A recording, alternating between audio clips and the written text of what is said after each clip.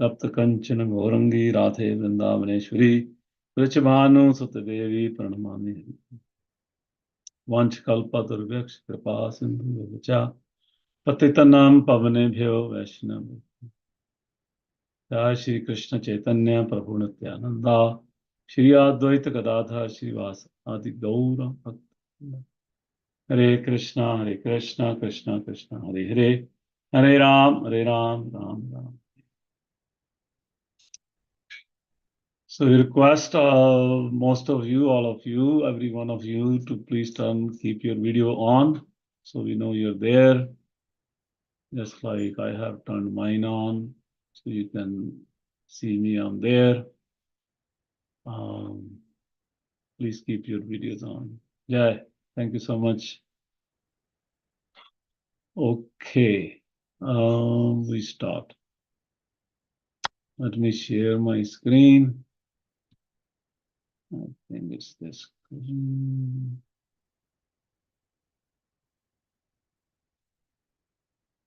Okay. You can see my screen? Yes, Prabhuji. What do you see? The symptoms of a sadhu. Okay, perfect. So this is our topic today from the book Teaching of Lord Kapila, chapter 11. It's a long chapter. I saw around 27 pages or so, more. Lot of philosophy, Sankhya philosophy. So I kind of tailored it a little bit more on a practical basis, that what we can get from that philosophy. One of our very dear devotee, he instructed me other day that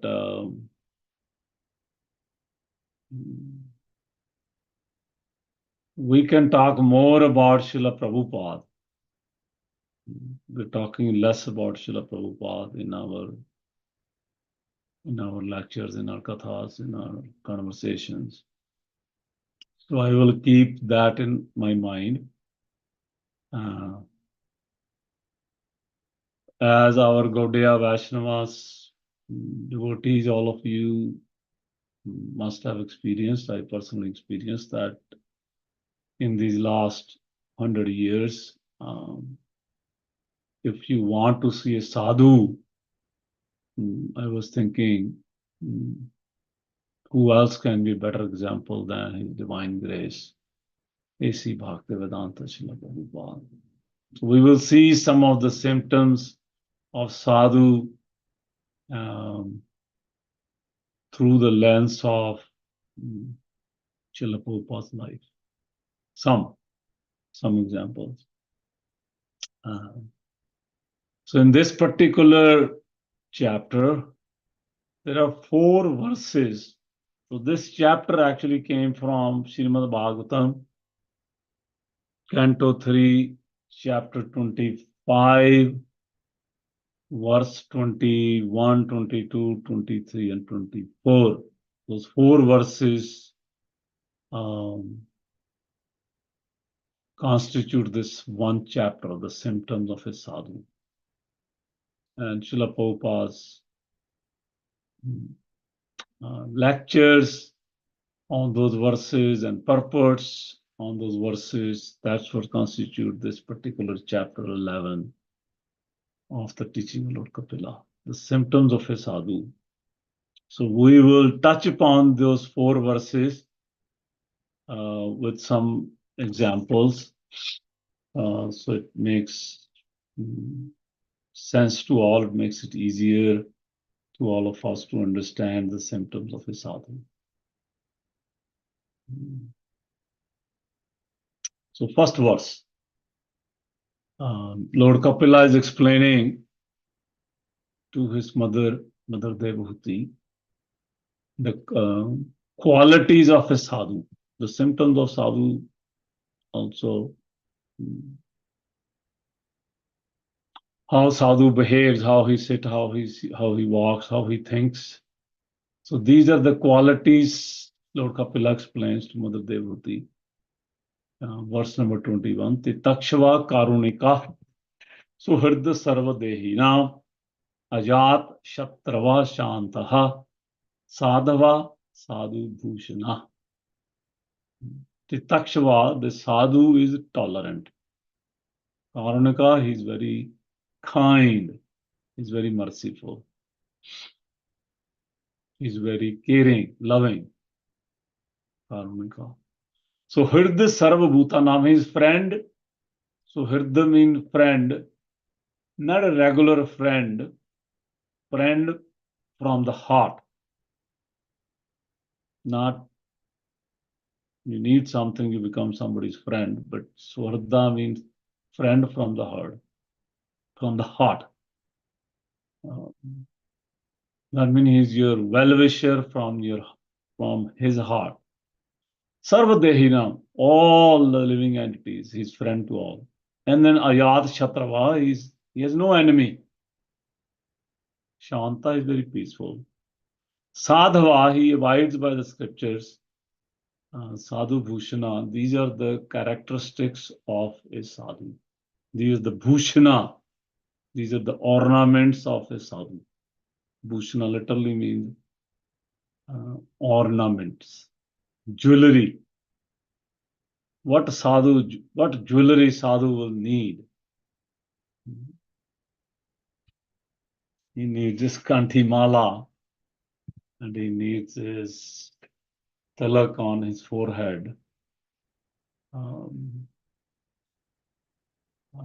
What other jewelry is needed for a sadhu? But sadhu wears these jewelries of tolerance, mercifulness, friendliness, no enemies, and peacefulness. So I went through some of the purports, and some of these examples are not in the purports, but I want to share with you some of the sadhus from Srimad Bhagavatam. We will take 4 sadhus: Parikshit Maharaj, Indradev, Chitraketu Maharaj, and Amrish Maharaj. These are 4 sadhus. There are many in Srimad Bhagavatam, Prahlad Maharaj, Dhruv Maharaj, but I'm just picking these 4 to keep it short. So we see how, what I was also thinking when I went deeper into my heart, that these qualities, what we are talking about here of sadhu, they manifest in the heart of a sadhu, manifest in the heart of a devotee who puts the garland of humility around his neck. Without humility, these qualities will not manifest in the heart of a sadhu, in the heart of a devotee. So we see here, we can start with Parikshit Maharaj. Parikshit Maharaj, we all know the story, so I will not go through the storyline too much, but just very outline of the story, how he was thirsty and he put dead snake around Shamik Rishi, and he got cursed by Shamik Rishi's son, Shringi.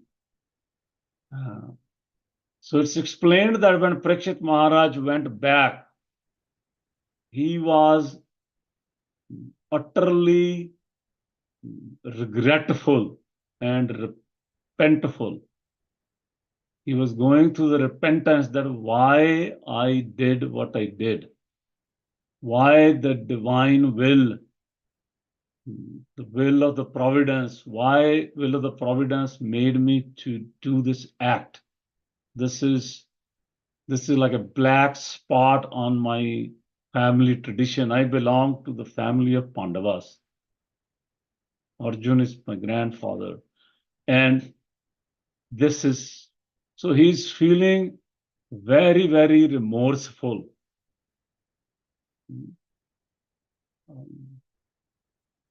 Because of his humility.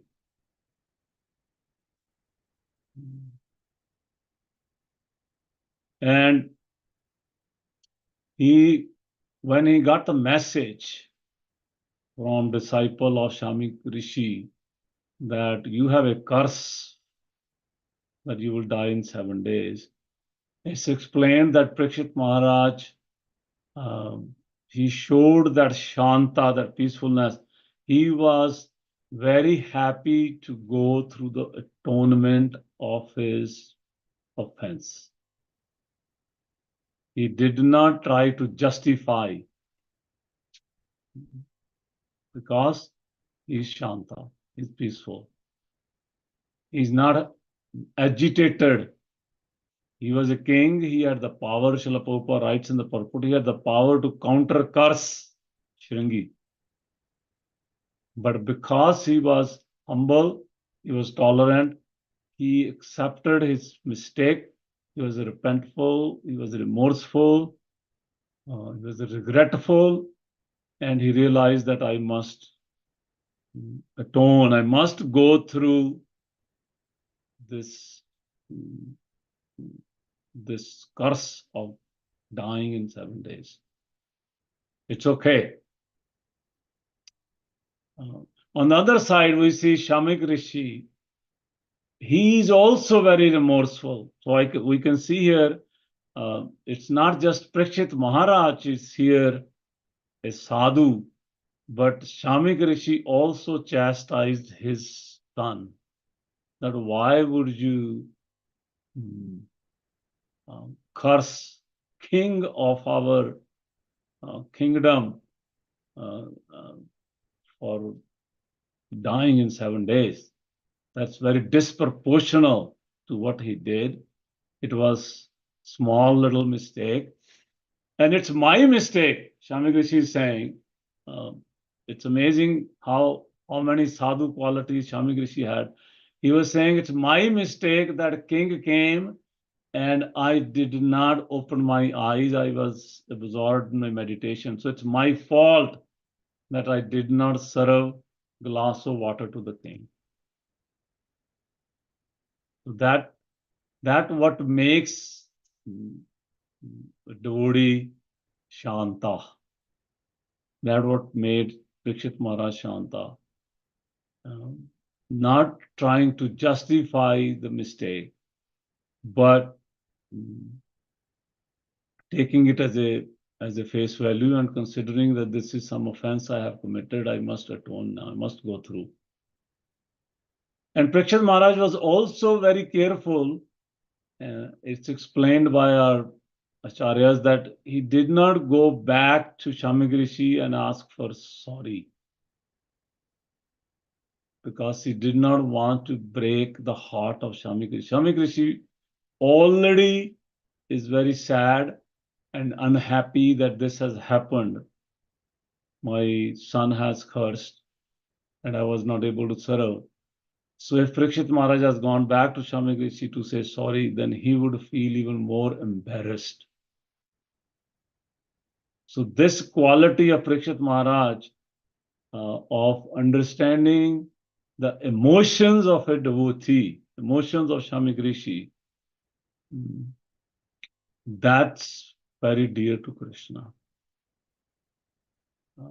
Instead of thinking what has happened to me, he's thinking more about the emotional turmoil of Shamik Rishi. So that particular mood, our Acharyas explains, Srila Prabhupada's purports in many places in Srimad Bhagavatam explains, that's what gives that kind of karunika in the heart of a devotee, gives peace of mind to the devotee. The devotee becomes Shanta. He becomes, his sadhu qualities manifest in his heart. And then we see an example of Indradev when he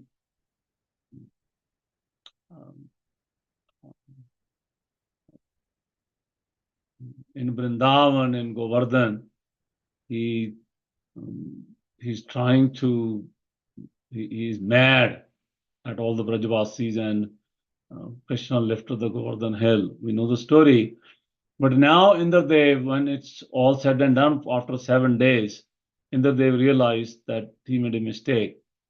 He went to say sorry to Krishna. But it's explained that Indradev, his sadhu qualities, he wasn't Shanta. It's not that when we say sorry, that what makes you Shanta. His saying sorry was to protect his Indra position. He had some remorse in his heart, but he wanted Krishna not to punish him and dethrone him from his Indra position. So his motive on the inside, on the mind level, even though on the verbal level, he said sorry. On the physical level, he served Krishna by doing abhishek with the devotees for Abhi. But on the mental level, he had something else in his mind, that he wanted to save his position of Indradev, the king of the heavenly planets. And that, because of that kind of mood, which is not complete symptoms of a sadhu, because sadhu is just like Parikshit Maharaj, he's not just physically, verbally, but also on the mind level, on the inside level, something on the subtle level that others don't see. Parikshit Maharaj is ready to atone. He's ready to go through whatever it is. And then we see Chitraketu Maharaj's example, how he commented on Lord Shiva's, when Lord Shiva had Parvati Mata in his lap. Chitraketu Maharaj commented that this is not behooving to Lord Shiva. What if people criticize Lord Shiva, that what kind of a Vaishnava is he has his wife in his lap? The Mother Parvati gets very upset and she curses Chitraketu Maharaj to become demon. And in that case also, Chitraketu Maharaj goes to Mother Parvati, asks for forgiveness. But he's ready also to go through the atonement. He also establishes the sadhu qualities of a saintly person. It's explained, Lord Shiva actually tells Mother Parvati that, look, you're very beautiful, but the Vaishnava, the sadhu heart is more beautiful than you. The sadhu, you have cursed him, Chitraketu, to go to become a demon, go to the Narka. He said, sadhus, they can either go to Narka or Swarga, but their qualities of tolerance and Karunika, Ajata Shatrava Shanta, they shine through. So this was explained to Mother Parvati by Lord Shiva. But then Amrish Maharaj, it's something very special when Durvasa Muni, we know the story how Durvasa Muni's produced a demon. But then this Sudarshan Chakra is behind Durvasa Muni. And this Sudarshan Chakra is trying to kill Durvasa Muni. And Amrish Maharaj actually prayed to Sudarshan Chakra that you please take all my pious credit of my life, but you don't touch, don't bother, don't take the life of Durvasa Muni. That's what actually pleased Lord Vishnu and Sudarshan. And Sudarshan was pacified by hearing Amrish Maharaj's plea to let go Durvasa Muni. And it's explained when Durvasa Muni for 1 year was traveling around the different universes, going to Lord Shiva, Lord Brahma, Lord Vishnu, asking for forgiveness. During that 1 year, Amrish Maharaj never thought that when he's going to come here to ask forgiveness to me. That was not the thought of Amrish Maharaj. Amrish Maharaj actually fasted because he thought that I was not able to serve Durvasa Muni. He came to my home.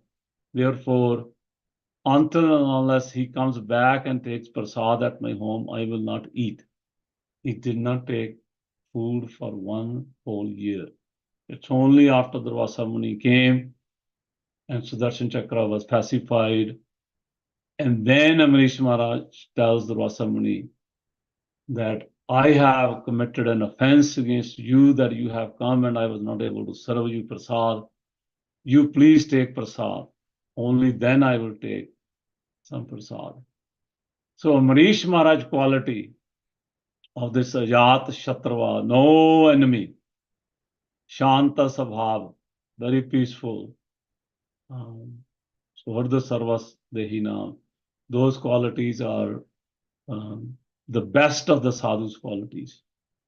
When I was trying to prepare for this, I thought going through these 4 personalities can give us a good glimpse of how sadhus actually act, how they behave in different situations, how they use these ornaments of different sadhu qualities in their hearts when different situations come in their lives. Now, Srila Prabhupada, I want to give one example how he's Suharda Sarva Dehinam. He used to write every letter he signed, he would write, he would sign A.C. Bhaktivedanta Swami and say, "You're ever well-wisher." So that's Suharda Sarva Dehinam. You're ever well-wisher. One practical example I'll give you. When Srila Prabhupada was in Mumbai, that time it was called Bombay, they were trying to do some construction of Juhu temple. They were working on different things. There was no place in Juhu to stay. There was not a room for Prabhupada either. So Prabhupada stayed at this devotee place, some businessman, Kartikeya Mahadeviya, for 15 days. And he was a very big businessman. He was very busy all day long. And Srila Prabhupada used to do his activities. He'll go for some preaching engagement. He'll come back. He'll take prasad at his house. And then he would record his lectures on the tape recorder. Srila Prabhupada had a tape recorder. And one day, this Kartikeya Mahadeviya, the businessman, he appreciated. He looked at the tape recorder and he said, "Oh, Prabhupada, this is very nice. I like it." So it's explained that after 15 days of stay at the residence, Srila Prabhupada was ready to leave. And all the few disciples of Prabhupada's, they were also staying there. So they were packing all the bags, everything. And Srila Prabhupada said, hold on. We must meet the whole family. So he asked Kartikeya Mahadev to bring his whole family, him, his wife, his daughter, and this businessman had many servants at home. Srila Prabhupada said, please invite all your servants. So Srila Prabhupada with his own hands, he asked his disciples, he said, please give me some rupees, some money. I want to give to all the servants who were serving us for these 15 days. So he gave some rupees to all the servants. He actually gave beautiful sari to Mrs. Kartikeya. He gave beautiful piece of jewelry to the daughter of Kartikeya Mahadev. And then when it came to the businessman Kartikeya Mahadev, because Srila Prabhupada remembered that he liked his tape recorder, so he said, Kartikeya Mahadev, this tape recorder, you liked it, so you please keep it. So that's a great example of a sadhu who is kind, who is caring, who is loving, who is friend of all. He's not seeing difference between a big businessman and servants and saying, servants are taken care of already, so I don't have to give them anything. And sometimes it seems like these are material things, giving gifts or something. But that reciprocation, that build a relationship, all those people who Prabhupada gave these gifts, they remembered years after years, year after years, and they kept serving it. They became attached to the sadhu. So that's one quality of Srila Prabhupada. So that verse, Tatishka Karunaka Swarda Sarvadehina Ajat Shatrava Shanta Sadhava Sadhu Kushana. These are qualities of a sadhu. We see that in Srila Prabhupada also. Let's look at the second verse. Just want to be careful with the time. In second verse, Lord Kapila Dev tells Mother Devhuti, Mai Nanyan Bhavena Bhaktim Kurvanti Dridam Matkrita Tyakta Karmanas Tyakta Sojana Bandhava. Such a sadhu means sadhu who has those wonderful qualities, engages in staunch devotional service to the Lord without deviation. For the sake of the Lord, he renounces all other connections, such as family relationships and friendly acquaintance within the world. So I'll share something about Srila Prabhupada's how staunch devotional service he was performing. He was in Vrindavan for many years before coming to America. He was writing his Bhaktivedanta purports of the first canto of Srimad Bhagavatam. But he had an order from his spiritual master to preach in English. So he started this Back to Godhead magazine. And he would go to Delhi. And Delhi summer is very tough. It goes almost to 105-degree temperature. So he would write articles personally for the magazine. He will go to the printer. He did not have money to buy paper, actually. He would beg for some money to buy some paper. He will go to the printer, get them printer, get them staple. And then he himself was the salesman. He would go and sell on the street in 105-degree. A few times he had heat strokes and he fell in the street. One gentleman, he was driving in his car, he knew Prabhupada, he picked him up. So his devotional service was very staunch, without deviation. Now, many people in that Delhi, there are many hundreds of examples of Prabhupada's, but I'm just trying to focus on something. When he would go and try to sell this magazine on the street, people will kind of ridicule him. Sometimes people will say that if I cannot see God, why I should worship God? And then Srila Prabhupada will come back to his room and he, without getting upset what he heard, he will start writing an article. I think one article was Eyes to See God. Because he had an experience that morning on the street. Somebody said, I don't have I cannot see God, so why should I have any faith in God? Like that. Somebody said, oh, I have no time. I have no time to hear you, so go away. Leave me alone.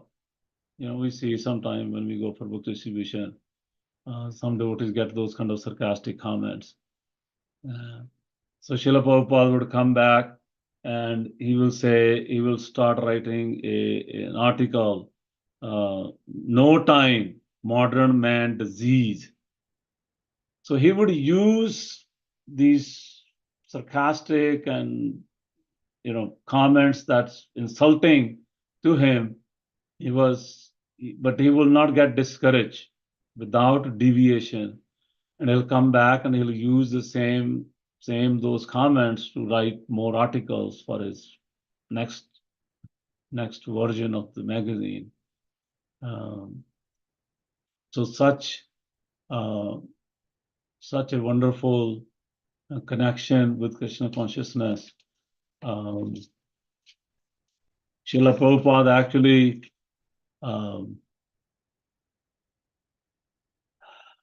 before coming to America, he came to America in 65, but in between 50 and 65, those 15 years, even a little before that, in 48, he tried very, very hard to establish some businesses. He failed.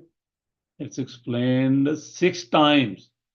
He started business in Prayag, he started business in Bombay, started business in Lucknow, he started business in Calcutta, he started business again back in Prayag, Jhansi, but he was failing. Just the first business in Prayag, that was very, very successful. But after that, all other businesses failed. And he had a family. He had a wife. He had 8 children. Three of them left their bodies, but 5 of them were there. So he wanted to take care of his family.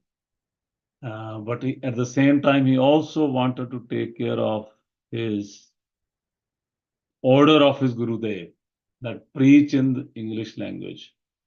And while he was doing this, trying to establish these businesses, he was helping his senior god brothers, building temples, distributing books. But none of the business flourished because his Guru Maharaj had something much bigger to accomplish through Srila Prabhupada. But it's explained that he actually took care of the family to the very end. Even after establishing ISKCON, he told Tamal Krishna Maharaj that please establish some kind of a fund that my family gets some pension. So even though in this verse, the reason I'm mentioning all this particular story, in the verse it says, for the sake of the Lord, he renounces all other connections such as family relationships and friendly connections within the world. So yes, Srila Prabhupada renounced those relationships. He had to leave because his Gurudev came in his dream that please take sannyas. So he had to leave his family. But because of his quality of that sadhu, Karunika, Suharda Sarva Bhutana, his qualities of sadhus, he had loving, caring affection for all the family members. So he was very, very careful to take care of those who need his help. So sometime, we take these verses in little, in a spirit of so much renouncement that we're ready to leave our families also. Unwarranted, we're not ready. But so we want to make sure that we understand that part. Third verse, Mad Ashraya Katha Mrishtha Shrunavati Kathyanti Cha Tapanti Vivas Tapa. Naitan Madgat Chetasaha. So this particular sadhu, he is engaged constantly in chanting and hearing about me, the Supreme Person of Godhead. The sadhus do not suffer from material miseries because they're always filled with thoughts of my pastimes and activities. So this particular point is very relevant to all of us because we are all going through all kind of physical, mental miseries. Sometime in relationships, sometime health-wise, sometime careers, different kind of miseries we go through. But here Kapil Dev is saying, my pure devotees, those who have saintly quality sadhus, they do not suffer from material miseries because their mind is absorbed 24/7 in Krishna consciousness. Because misery is connected to the mind. So I'll give you an example of His Divine Grace, because I mentioned you in the beginning, one very dear devotee mentioned to me that we don't speak so much, we should speak more about Srila Prabhupada.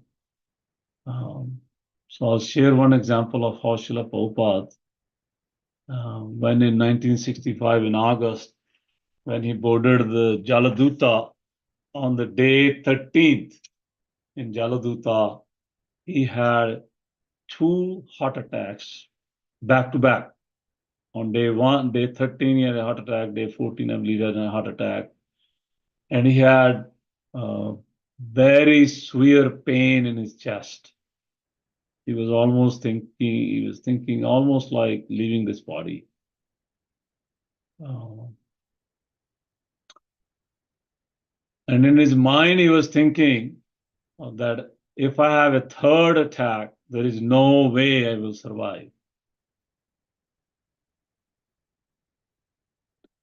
But then deep down in his heart, he writes later on in some of his purports and in one of the poem also, that he found shelter in Chaitanya Charitamrita. He was reading Chaitanya Charitamrita at that time. He was absorbing his mind. And then he slept off that night.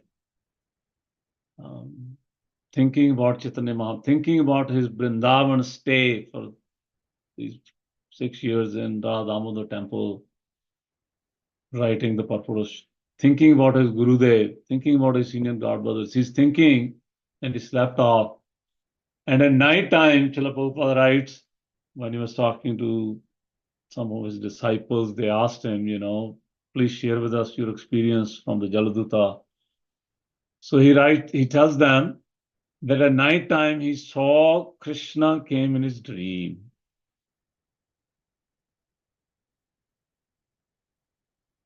And Krishna gave him assurance that look, please look, open your eyes, look, I am with my various incarnations. We are rowing this boat, this Jaladuta. You don't need to worry. You please have good rest. From that night onwards, Srila Prabhupada had no physical miseries. Actually, it's explained, Prabhupada explains, the captain of the ship explained to Prabhupada, he said, Atlantic Ocean became very calm. Wife of the captain told Prabhupada, he said, Swamiji, you should come with us all the time because we never ever had this experience in last 20 years. Atlantic Ocean is so calm. Because you are here on board, Atlantic Ocean is so calm. So Prabhupada told them that it's Krishna's mercy. And Krishna is playing some role here. It's not because of me. Out of his humility or out of his sadhu quality, he did not want to take any credit. So sadhus don't feel material miseries because they're always filled with thoughts of my pastimes. Naitan madgat chetasa.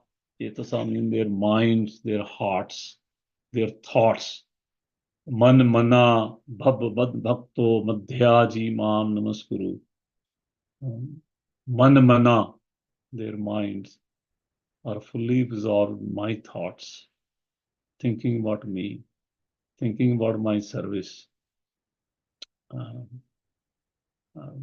They don't feel physical and mental miseries. And then the last verse, our Lord Kapila there tells his mother Devhuti that, hey, my mother, O virtuous lady, sarva sangha vivarjita sangasteshav ata te pra arthya sanga dosha hara hite. These are the qualities of great devotees who are free from all attachments, the qualities in the 21st verse. You must seek attachment to such holy men, for this counteracts the pernicious effects of material nature attachment. So the attachment to sadhus is highlighted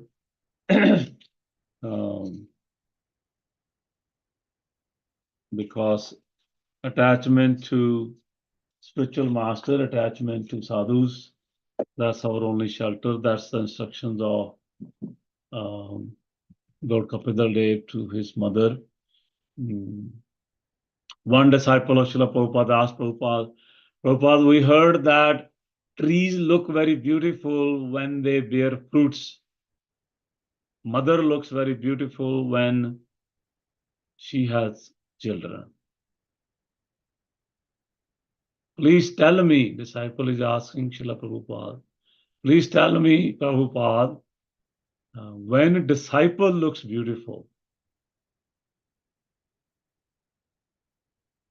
Srila Prabhupada gave few instructions, but he concluded, he said it's only when disciple follows the instructions of the spiritual master, then disciple looks beautiful. And how is that? When disciple follows the instructions of the spiritual masters very carefully, very attentively, very diligently, without boasting, without announcements, with humility, with the Shanta Sabhava, then the blessings from the spiritual master, from the heart of the spiritual master, they get bestowed into the heart of the disciple. So it's not something verbal. It's not something with the hand, I put a hand, Guru put his hand on disciple's head or give him embrace. That's when the blessings come. That's not the spiritual science. That's a material science. On the spiritual level, it's the blessings from the heart of a spiritual master. When he sees my disciple is following my instructions to the dot, then those blessings from the heart of the spiritual master, they get bestowed, they get seated, they get transferred into the heart of a disciple. And that makes the disciples very beautiful. And then disciple becomes attached to the spiritual master. Our attachment to Srila Prabhupada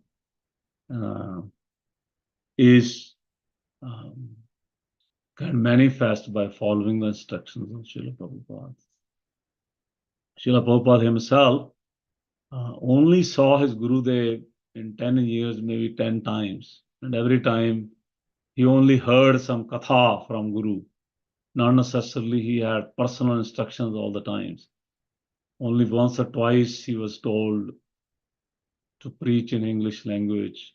Print books when you get money. These two instructions. Otherwise, he just went to hear some katha from his Gurudev. But his attachment to his Gurudev or Param Guru Param Guru Bhakti Siddhanta Saraswati Thakur was very genuine. Every time, whenever any success story, any new temple came, any preaching to the George Harrison Beatles manifested,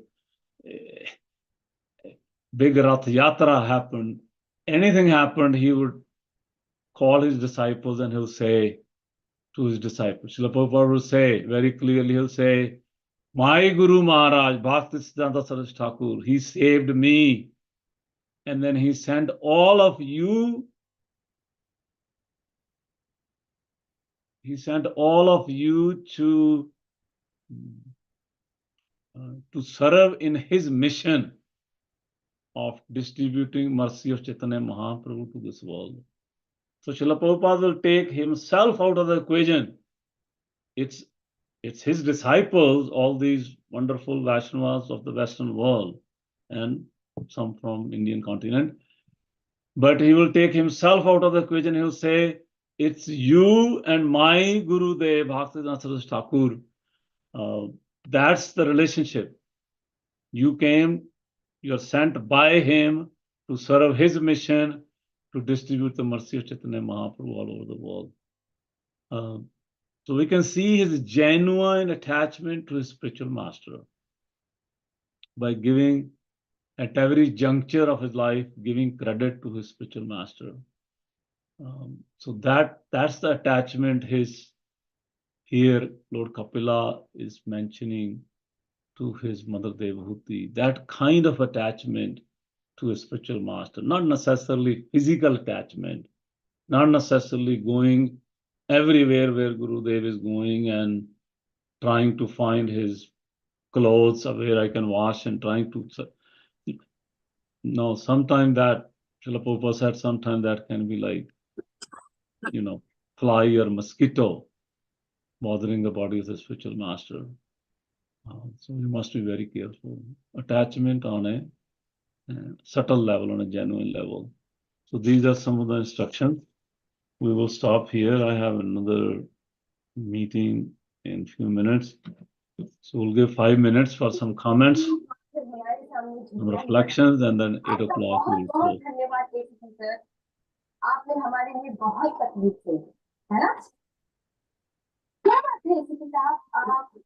Hare Krishna.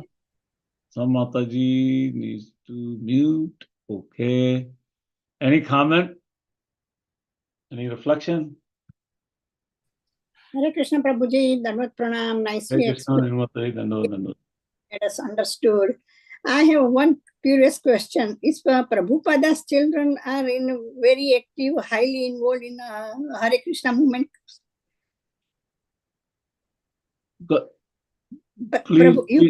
Prabhupada has 8 children, right? Yeah, Prabhupada had 8 children. 3 of them died at very early age, but 5 children were there growing up. Yes. Yes, and then question is? Yeah, I just wanted to know their family was highly active or carried on his mission. Yes. Yeah. He just took to his heart the instructions of his spiritual master, and but he never ignored his family life. That's why he tried to establish business 6 times in his life, in 15 years or so. And first business was very good. He did collect a lot of good Lakshmi, and but then after that, his Gurudev had some plans for him. Krishna had some plans, because if he was very successful, he did tell to his disciple later on that if he would become very successful in business, then he would probably never had come to this Western world to preach and write books and everything. So Krishna had plans for him to actually not businesses grow so much and let him leave the family life and take sannyas and write books. Yeah, but he was very active. He was serving his god brothers, Bhakti Rakshak Sridhar Maharaj was his senior god brother. His Holiness Tirtha Maharaj, Bhakti Pradeep Maharaj. He was serving them in any way possible. They needed funds, they needed books printing, magazine printings, whatever money he could arrange or get from his other connections, he would do that. He was very faithful to Guru's instructions. Thank you, Prabhuji. Dandavat Pranam. Hare Krishna. Thank you so much. Hare Krishna Prabhuji, thank you so much for a wonderful class.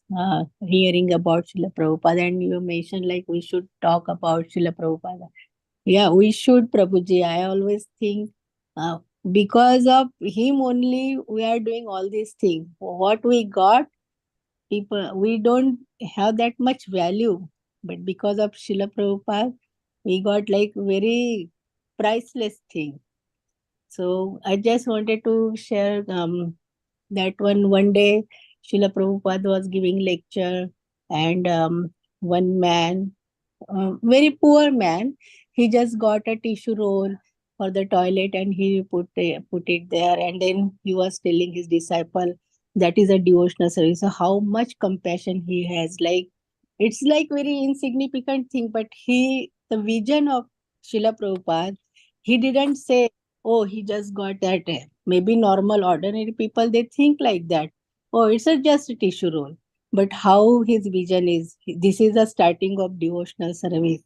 And also he was making rasgulla, gulab jamun, making himself for all these new devotees to make them Krishna conscious, and Yeah. cleaning the kitchen before going to bed and all that. It's really very good quality of sage. Like we should talk about Srila Prabhupada always. I also agreed, Prabhuji. Thank you. Yeah, last 2-3 months I went to BAPS 2 times, 3 times. Once I took Gaurang Prabhu, and just a few weeks ago I took Radhanath Maharaj to BAPS, and I was amazed how, they spent almost most of the time glorifying their gurus.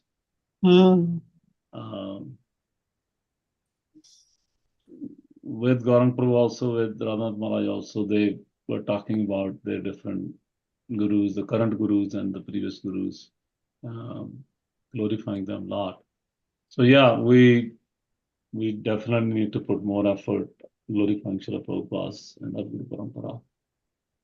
Yeah. Hare Thank you. Krishna. Hare Bol. Anybody else? One more comment before we close? Hare Krishna Prabhuji, please accept my humble obeisances. I'll go to Srila Hari Prabhupada. Hari, my Murari Prabhu. I know we have very little time. You very nicely described the symptoms of a sadhu. Can you very briefly describe how one can become a sadhu?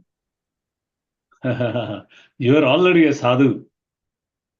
So you already imbibed all these qualities. I can see in your character, in your heart, you and Mataji both, you're wonderful sadhus and sadhuvis. Well,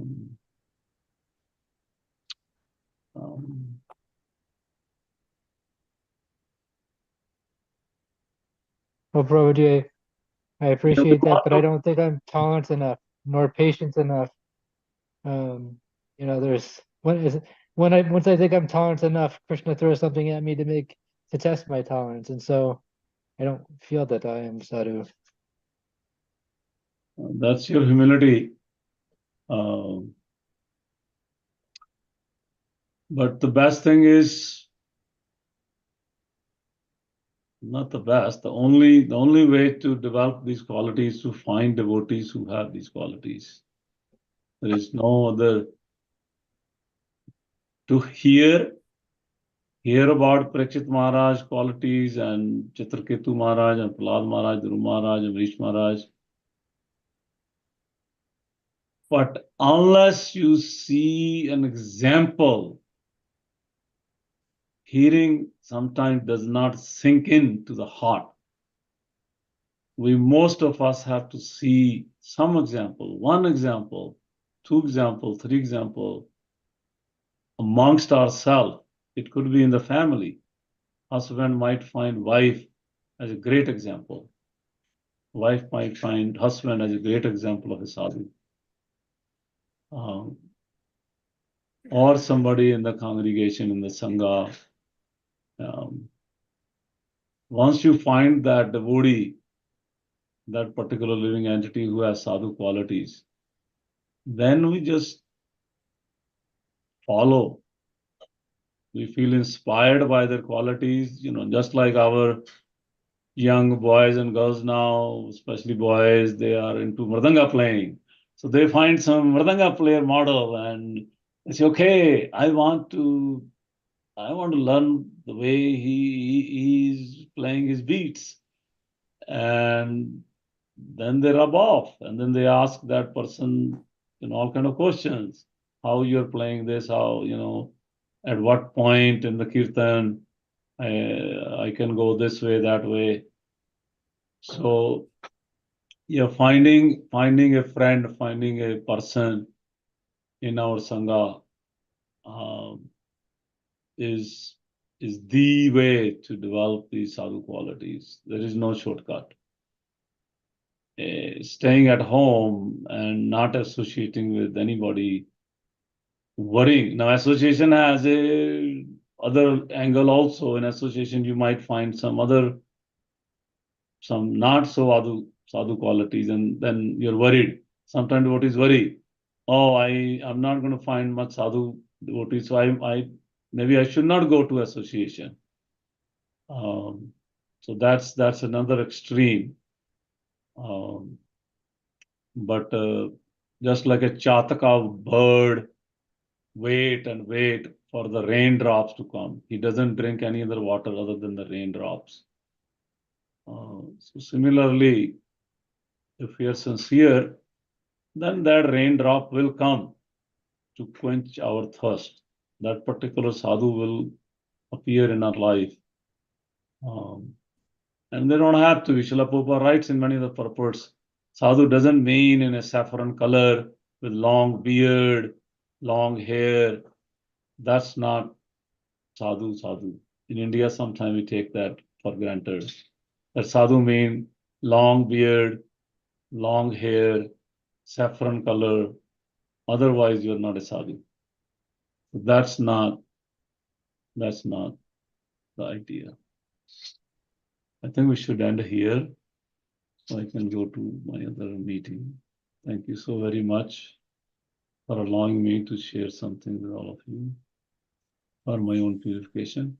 Vanchakalpa Tarubhyaksha Kripa Sindhu Vedacha Patitanam Pavanabhyo Vaishnavi Srila Prabhupada ki jai, Vaishnavi ki jai.